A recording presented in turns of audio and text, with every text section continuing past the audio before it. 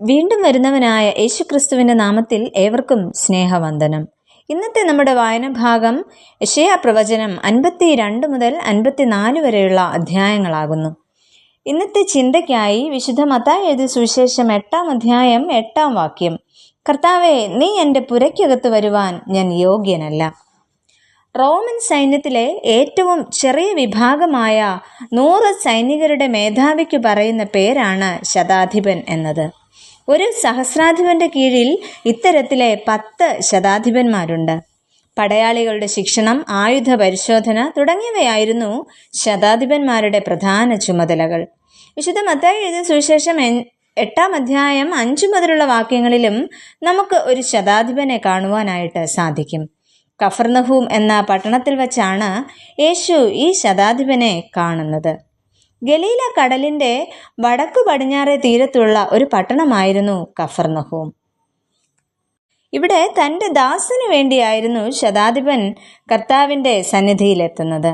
ഈ പ്രഭാതത്തിൽ വേദപുസ്തകത്തിൽ പേര് പറയപ്പെടാത്ത ശതാധിപനെ കുറിച്ച് നമുക്ക് ചിന്തിക്കാമെന്നത്രേ ആഗ്രഹിക്കുന്നത്. ഒന്നാമതായിട്ട്, വാക്കിന് പ്രാധാന്യം നൽകുന്ന ശതാധിപൻ.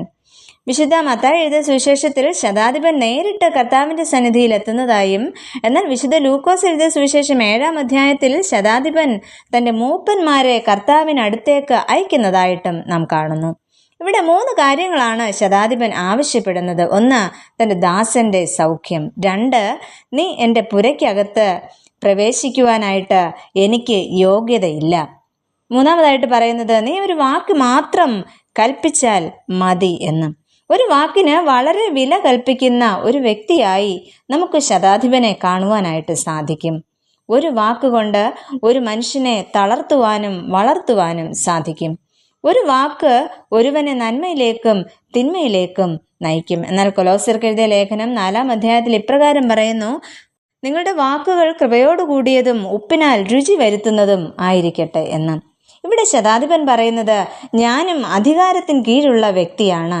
എൻ്റെ വാക്കുകളിലും ദാസന്മാർ ഏറെ പ്രാധാന്യം നൽകുന്നുണ്ട്, എന്നെ അവർ ഏറെ അനുസരിക്കാറുണ്ട് എന്ന് ഇവിടെ ശതാധിപൻ പറയുന്നു. വാക്കുകളുടെ പ്രാധാന്യം മനസ്സിലാക്കി ഈ ലോകത്തിൽ ജീവിക്കുവാനായിട്ട് നമുക്കും സാധിക്കണം. രണ്ടാമതായിട്ട്, വിശ്വാസത്തിന് പ്രാധാന്യം നൽകുന്ന ശതാധിപൻ. തൻ്റെയോ കുടുംബത്തിൻ്റെയോ സൗഖ്യത്തിനായുള്ള ആഗ്രഹവും വിശ്വാസവും അല്ല നമുക്കിവിടെ കാണുവാൻ സാധിക്കുന്നത്. തൻ്റെ ദാസന്റെ സൗഖ്യത്തിനായി വിശ്വാസത്തിൻ്റെ ആഴങ്ങളിലേക്ക് ഇറങ്ങിച്ചെല്ലുവാൻ ശതാധിപന് സാധിക്കുന്നു. എന്താണ് വിശ്വാസം? ഞാനും എൻ്റെ കർത്താവും തമ്മിൽ കണ്ടുമുട്ടുന്നതാണ്. ഞാനും എൻ്റെ കർത്താവും തമ്മിൽ ആഴമായി ബന്ധം സ്ഥാപിക്കുന്നതാണ് വിശ്വാസം. ഇവിടെ ക്രിസ്തുവുമായി ശരിയായ ബന്ധം സ്ഥാപിച്ചിരുന്ന ശതാധിപന് തൻ്റെ ആവശ്യങ്ങൾ കർത്താവിൻ്റെ സന്നിധിയിൽ ഉന്നയിക്കുവാനായിട്ട് കഴിയുന്നു. അതിന് ക്രിസ്തുവിൻ്റെ മറുപടി, നീ വിശ്വസിച്ചതുപോലെ നിനക്ക് ഭവിക്കട്ടെ എന്നാണ്. ഞാനും നിങ്ങളും ക്രിസ്തുവുമായ ശരിയായ ബന്ധത്തിലേക്ക് കടന്നാൽ അവൻ എൻ്റെ പുരയ്ക്കകത്ത് വരാതെ എൻ്റെ ആവശ്യങ്ങൾ നിറവേറ്റുവാനായിട്ട് അവന് സാധിക്കും. ഒരു വാക്കിലൂടെ അവൻ എനിക്ക് നന്മയാൽ തൃപ്തി വരുത്തും. ഇവിടെ ശതാധിപന്റെ വിശ്വാസത്തിലൂടെ ആ ദാസൻ സൗഖ്യം പ്രാപിച്ചു. പ്രിയമുള്ളവരെ, നമ്മെയും ദൈവകരങ്ങളിലേക്ക് താഴ്ത്തി നമുക്ക് സമർപ്പിക്കാം. ഒരു വാക്ക് മതി, എനിക്കത് മതിയേ. ഒരു വാക്ക് മതി, എനിക്കത് മതിയേ. എൻ്റെ പുരയ്ക്കകത്തു വരാൻ ഞാൻ പോരാത്തവനാണേ. എൻ്റെ കൂടുന്നിരിപ്പാനും ഞാൻ പോരാത്തവനാണേ. എൻ്റെ പുരയ്ക്കകത്തു വരാൻ ഞാൻ പോരാത്തവനാണേ. എൻ്റെ കൂടുന്നിരിപ്പാനും ഞാൻ പോരാത്തവനാണേ. ഒരു വാക്കു മതി, എനിക്കത് മതിയേ. ഒരു വാക്കു മതി, എനിക്കത് മതിയേ. ഒരു വാക്കു മതി, എനിക്കത് മതിയേ. ഒരു വാക്കു മതി, എനിക്കത് മതിയേ.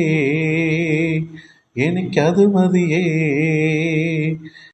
നമുക്ക് പ്രാർത്ഥിക്കാം. പ്രിയ കർത്താവേ, എൻ്റെ വാക്കുകൾ മറ്റുള്ളവർക്ക് അനുഗ്രഹകരവും എൻ്റെ വിശ്വാസം ക്രിസ്തുവിനോട് ചേർന്നിരിക്കുവാൻ എന്നെ സഹായിക്കുന്നതും ആക്കി തീർക്കണമേ. ആമേൻ.